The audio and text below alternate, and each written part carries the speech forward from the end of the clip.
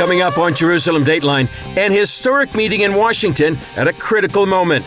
Prime Minister Netanyahu and President Trump hash out trade details and strategize on how to fight enemies in the Middle East. Plus, finally coming home, dozens of French Jews make Aliyah. And the organization Passages, busting stereotypes, helping Christian college students see Israel for themselves. All this and more coming up on this edition of Jerusalem Dateline. Hello and welcome to this edition of Jerusalem Dateline. I'm Chris Mitchell. The strong bond between Israel and America was on display yesterday in Washington.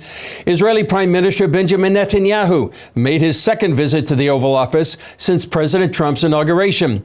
Talks included increased military cooperation in the Middle East with a clear emphasis on Iran's nuclear threat and the proposed U.S. tariffs on Israel. Here's the latest. Possibly the most crucial issue the two dealt with is halting the Iranian regime's race to develop nuclear weapons. It could use them to help fulfill its promise to wipe Israel off the face of the earth. The Israelis don't trust the Iranians to keep any promises made in meetings and deals. So it may have shocked and disappointed Netanyahu when he heard Trump announce this. We're having direct talks with Iran, and they've started. It'll go on Saturday. We have a very big meeting, and we'll see what can happen. And I think everybody agrees that doing a deal would be preferable to doing the obvious. And the obvious is not something that I want to be involved with. The obvious is using the vastly superior military forces of the U.S. and Israel to wipe out Iran's nuclear facilities. It's that very real threat that may have led Iran's leaders to renege on their promise to never hold direct talks with the Americans.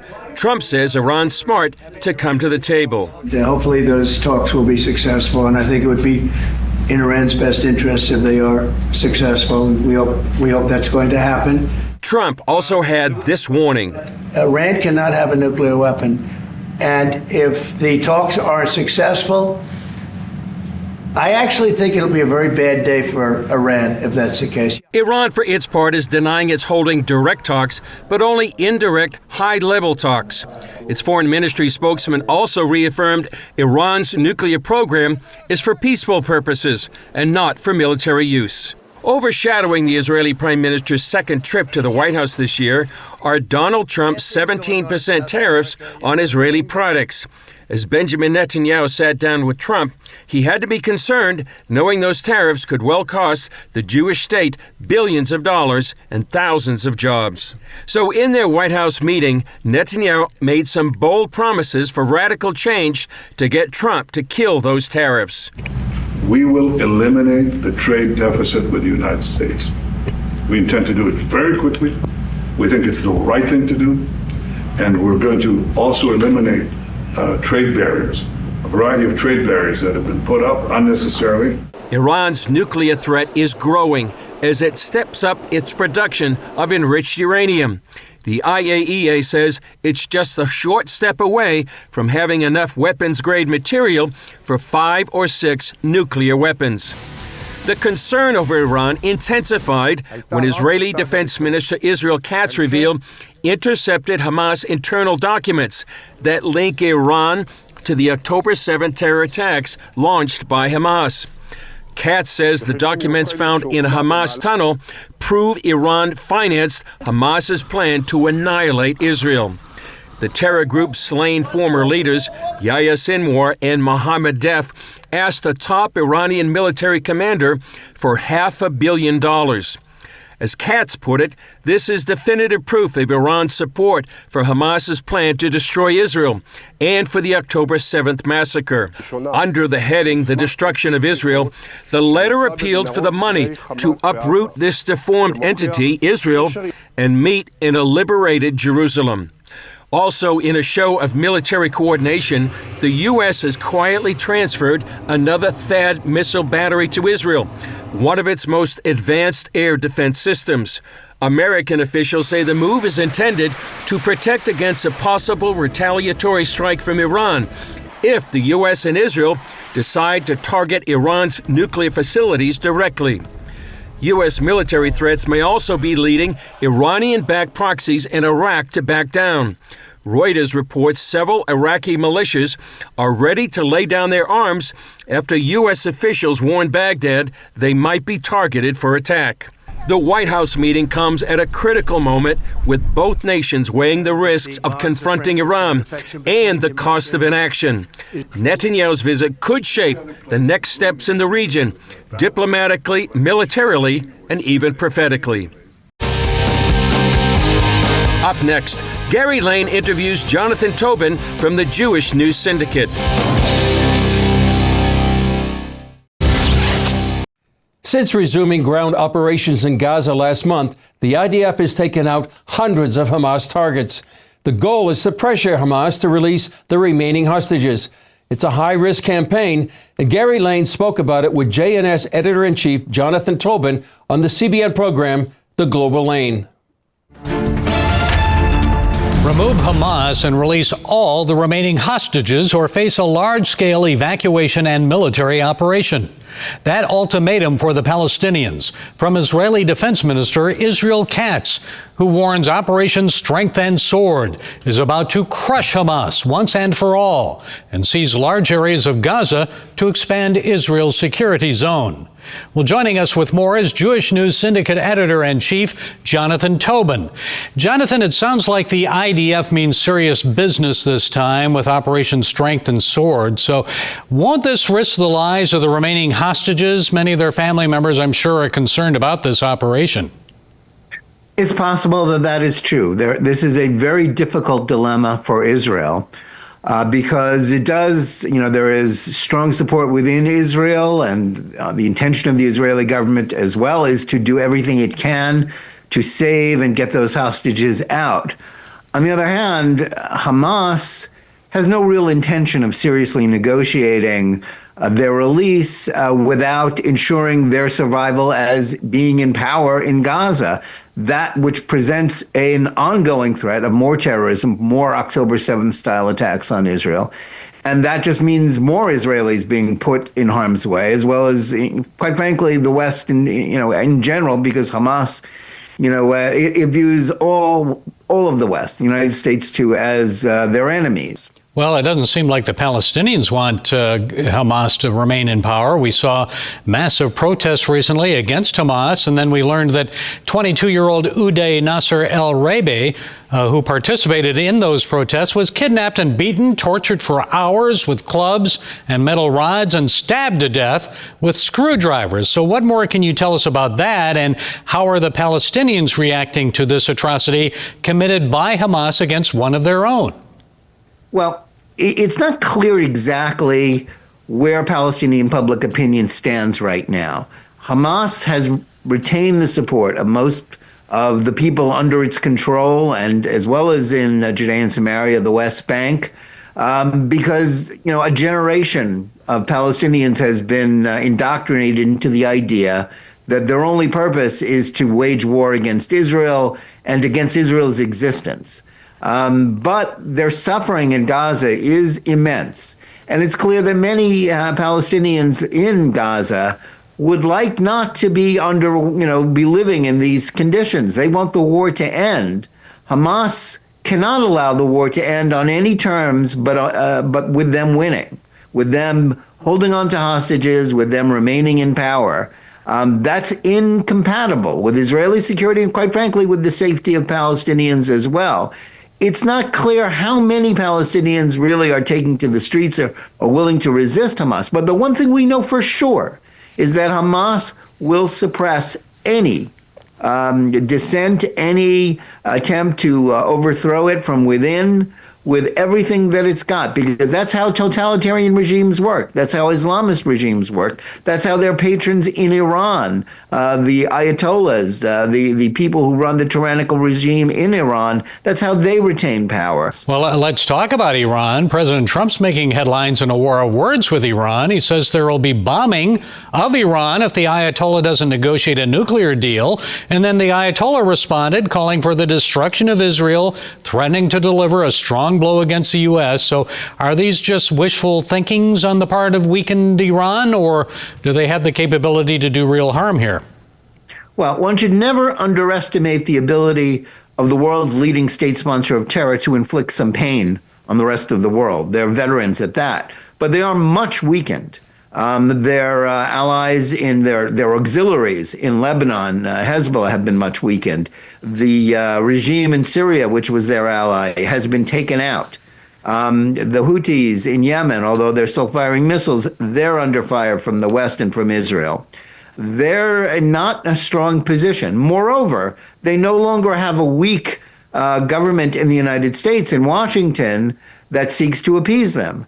President Trump has offered Iran an exit ramp, basically saying, if you negotiate a deal with us to get rid of your nuclear program, which is what, quite frankly, Barack Obama should have done back in 2015, 10 years ago, instead of appeasing Iran, then, President Trump has shown himself willing to make some sort of a deal that would allow the Ayatollahs to remain in power as long as they give up their nuclear weapons and stop being a threat to the region. That's not a price they appear willing to pay at this moment. Times have changed. They are much weakened, and it's time for them to take that into account. And if they don't, it will go hard on them. Well, we keep hearing about sleeper cells, Iranian terrorists inside the U.S. So how concerned should we be about that? Well, we should never not be concerned. I don't know how real that threat is. I have to hope that our intelligence services in the United States are focused on that and that they are prepared. Too often our intelligence services have been focused on other things. Quite frankly, if they do something like that, they should expect the worst from the United States. So I think, I think the Iranians, despite their bluster, they understand they're dealing with, as Vice President J.D. Vance says, a new sheriff in town.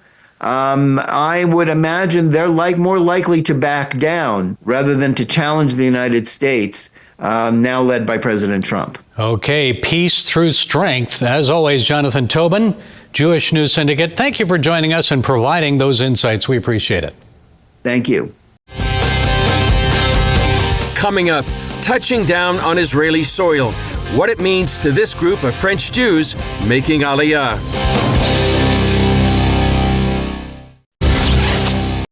Recently, nearly 50 Jewish immigrants from France made Aliyah to Israel. This unique flight served as an exodus from fear, as well as a return to a promise, thousands of years in the making. We were there to witness their arrival at David Ben-Gurion Airport. Leaving chaos behind, they arrived with hope in their hearts and Israel in their eyes. At 17, Deborah Safir wanted to make Aliyah, although her parents insisted she finish school. And then life, you get married, you work, so it was difficult. Her tears tell a story of longing and now fulfillment. So happy, you can't imagine. A lot of emotion. I've been waiting this moment for 45 years. So finally I've made it. Sorry. Noah traded fear for freedom. Life in France is very, very, very hard for us. Everyone's anti-Semitic, basically. You have posters on the wall saying, "Free Palestine, boycott Israel," and I couldn't do this anymore. So left everything and I'm here and it's great to be here. It's a move both daunting and thrilling. Honestly, I'm anxious because I'm leaving everything behind, my family, my 4 siblings, everyone. I came alone and I'm just 22, so I'm basically just a baby. I'm also very excited for what's to come. What's happening behind me is that these new immigrants are being processed, so by the time they leave, they'll have their new Israeli identity cards. They're coming at a time of a dramatic increase in anti-Semitic incidents in France, especially since October 7th. Very difficult situation in terms of anti-Semitism right now. Just in recent events in the last few days alone, there have been alarming incidents. A rabbi who was walking with his 9-year-old son coming from synagogue was beaten up. I spoke to some of the officials there and they said to me, what was especially upsetting about this incident is that the perpetrator who beat up this Jew, he didn't even run away. Here's people in Paris, which is most people's bucket list, to go to Paris, to see the Eiffel Tower, to see Notre Dame. And here's people saying, we want to get our families out of Paris, out of France, and come to a nation that has war around them on 6, arguably 7 sides, and yet they feel safer coming to Israel than staying in France. That's a sad thing that we need to stand up with as Christians with our Jewish brothers and sisters and change that. France has the second largest Jewish population outside of the U.S. For many, life became a daily act of courage. My children wanted me to, after the 7th of October, to take my mezuzah off the door. And I said, no way, I'm a Jew, and I'll keep the mezuzah. This flight happened through the generosity of Pastor Larry Huck, an evangelical Christian who believes in the biblical mandate to bring the Jewish people home. For him, this isn't charity, it's covenant. It feels like it's my family. It feels like I have a relationship. I saw them in France at the synagogue, saw them get on the plane, hugged them when they're coming out of the plane, hugged them when they came in, and it moved me more than I thought it would. A homecoming thousands of years in the making. But the exciting thing for us is that the Bible says that we as Gentiles will not only welcome them back, but will bring them in our arms and on our shoulders to fulfill Bible prophecy. So it's a double Bible prophecy. It's Jews returning to the promised land that God gave to Abraham 3,700 years ago, and Gentiles, Christians, instead of pushing them out of the land, we're bringing them back. Today, that prophecy comes with a boarding pass, a luggage tag, and an identity card. They're coming, yes, for a better life. They're coming for a safer life and education for their children, but they're coming home. Every one of them said, we're going home. C'est la terre de mes parents. Because it's the land of my parents, of my ancestors. And it's like the shofar's call. It's a calling within us. I want to bring up my children in Israel, to live surrounded by my brothers and sisters, to live as a free Jew. C'est un appel qu'on a à l'intérieur de nous. Because it's a calling we have inside of us. It resonates as a desire to return to our land, to return to our country. Since we now have Israel, it's our place as Jews to be in Israel. And we're going to contribute to achieving this completeness so that Messiah will arrive and we're all delivered. And there is only good in the world and no more evil in the world. Grunberg delivered a message to Christians. We don't take for granted our evangelical Christian brothers and sisters who stand with us, with the people of Israel, shoulder to shoulder. We have shared Judeo-Christian values. I send blessings from Jerusalem for the support, for the friendship, for the moral courage to stand with Israel. True friends are tested when standing with their friends during the difficult times. And these have been difficult times, and so we're thrilled to partner with our evangelical Christian brothers and sisters, and we thank them. We followed Deborah to see her sons who made Aliyah years ago. Then came the moment she dreamed about for 45 years.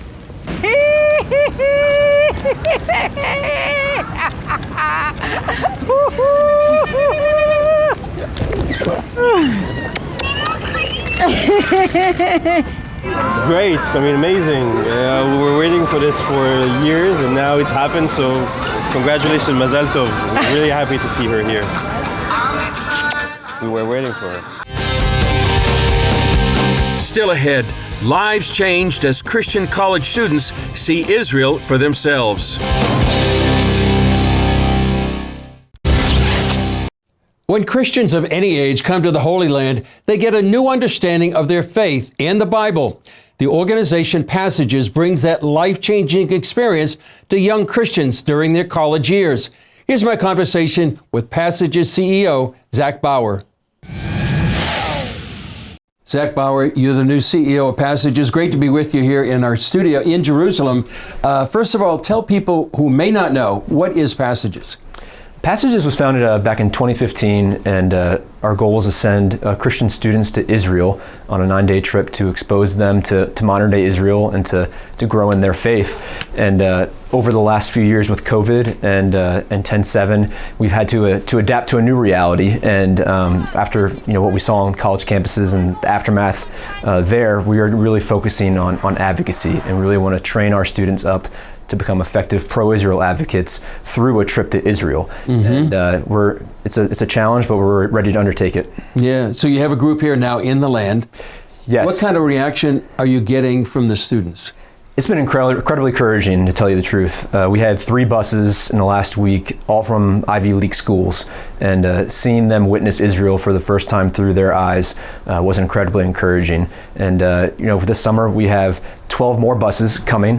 The buses are already filled up. Recruitment is telling me that there are people knocking on the door trying to still come, and we don't have the spots for them, which is definitely a change from the past year. And you're running into Israelis as you go, and this is obviously during a time of war. Not a lot of tourists here. What kind of reaction are you getting from Israelis when they encounter your group? They feel they're blessed to see us and to see Americans coming back in droves. Did they get emotional? Some of them did, really, and it was very moving. And I think the students were moved by that too. They didn't realize that not only would the trip be impactful to them, but it would be impactful for the Israeli people as well. Yeah, you said there's a lot of students here from Ivy League schools, and they've certainly been in the news in the last year or so, ever since October 7th, as being really hotbeds of anti-Semitism, pro-Hamas, pro-Palestinian points of view. Do you want to penetrate that with a whole different perspective on what Israel is and who the Israeli people are? Yeah, absolutely right. Part of our strategy is to educate and equip our students with the knowledge and the facts that they can go back into their schools and communities and push back against the nonsense that's being spewed by whether it's professors or fellow students, and just tell them, you know what, I actually was in Israel. What you're saying about Israel and the Jewish people is completely untrue. And giving them that information is going to make them stronger advocates for Israel. That's part of what we're trying to do here. Ukrainian immigrants Valeria and Alexei came to Israel for safety, but when war came to their doorstep again, they needed a helping hand. CBN Israel helped them get established initially and was also there to help when missiles hit near their apartment. Here's how CBN partners are making a difference. A rocket landed 50 yards from our building. The explosion caught us running to the safe room downstairs. I fell on the ground. Ukrainian immigrants Valeria and Alexei had already escaped one war. Now living in Israel, they were caught in another. When we got to the safe room, I saw that Alexei's dad was bleeding. Alexei was also cut. They were small wounds, but it was scary. All the windows were blown out. The furniture we bought was damaged. I was crying because I was very scared. The glass here exploded as we were running. My dad was wounded in the stomach. Fortunately, they survived. However, the apartment and what little they had was severely damaged from the rocket. I was shocked and scared. I was upset when I realized that we needed to start again from the beginning. The family's first new beginning came when they immigrated to Israel in 2023. They moved into an unfurnished apartment. Most everything they had, they left behind in Ukraine. A friend suggested they contact CBN Israel for help. We decided to write to CBN asking if they could help us. CBN helped us buy a new refrigerator and a sofa that we had wanted for a long time. Now, with rocket damage a year later, CBN was there for them again. The apartment was repaired by the government. And thanks to you, CBN Israel replaced the furniture, provided them with groceries, cooking utensils, and a new vacuum cleaner, allowing them to move back in. I was very surprised that there are such people who are ready to donate to strangers. In our time, I would say that is a miracle. CBN helped us get a new start, and when we got knocked down, generous people were there again to help us get on our feet. We are very grateful to these kind people that gave us hope for our future. This rocket could have ended our life, but CBN gave us a new chance to get ahead. What an encouraging story from CBN Israel. They're making a difference in so many lives here. Well, that's all for this edition of Jerusalem Dateline. Thanks for joining us. And please keep praying for Israel during this time of assault, for the protection of IDF soldiers and all those caught in harm's way, and for the safe return of all the hostages. I'm Chris Mitchell. On behalf of all of us here at the Jerusalem Bureau, we'll see you next time on Jerusalem Dateline.